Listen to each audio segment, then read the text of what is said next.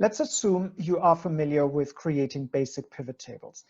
There's a lot that you can do with a basic table that makes it a lot more usable. And here's one example. Let's say this simple pivot table with just the names of the countries and an amount needs to have more information on the pay date included in it as well.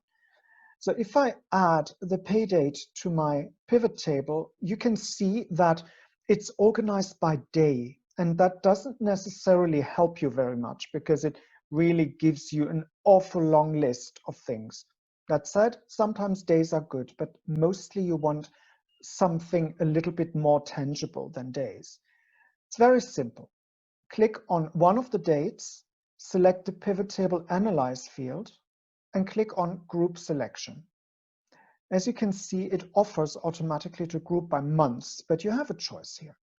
And once you've made your selection, click on OK, and you'll find that the dates have now been grouped by months without having to create calculated fields or change anything in your base table. If this is something you're interested in, or you have specific questions about other options to make adjustments to your pivot table, my class, The Finer Points of Pivot Tables, may just be for you. So why not sign up?